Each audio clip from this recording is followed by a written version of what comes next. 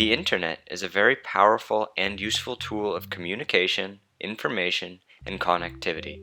It is very important to keep yourself safe and secure online.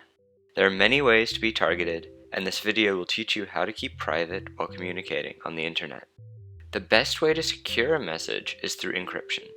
Ciphers and cryptography have been used throughout history to keep data safe from prying eyes. What is encryption? Encryption is the conversion of human-readable data, such as a message, to a gibberish called ciphertext. The ciphertext can then only be decoded and read using a certain key or password.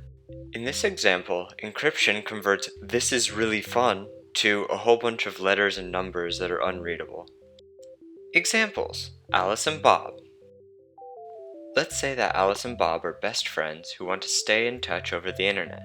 They text each other, send emails, or use a messaging app. This works, but there's no way of knowing who might be listening in. Another person, who we'll call Eve, can intercept any data Alice and Bob send to each other. This is called a man-in-the-middle attack and allows Eve to read anything transmitted, leaving Alice and Bob with no privacy and no knowledge that they were overheard. This is where encryption comes in. If Eve can't read the data, it becomes useless to her. Alice encrypts the data, represented here by the lock, then sends the encrypted message to Bob. However, Bob needs the key or password to unlock the encrypted message. Alice can't just send the key, Eve could get it. Alice and Bob also can't meet up in person. The internet is global and they could be anywhere. So how does Alice get the key safely to Bob so he can unlock her message? The solution is public key exchange. Alice and Bob each receive open locks called public keys. They give these open locks to each other and the world, and keep the key to these locks private. Now if Bob wants to send Alice a message, he encrypts or locks his message using her open lock and sends her the message. She can then open the message using her own matching private key. That was the basic principles of how public key exchange works.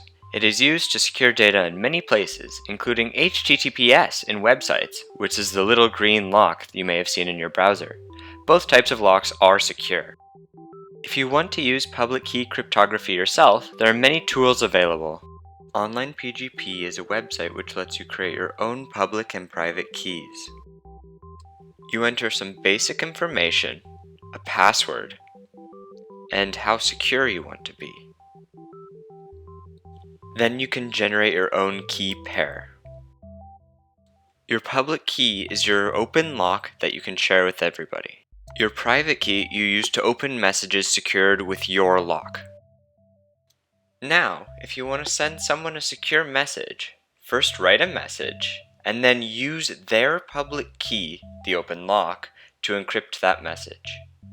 The encrypted message can now only be read by the person whose public key you used. Copy and paste it and send it to them.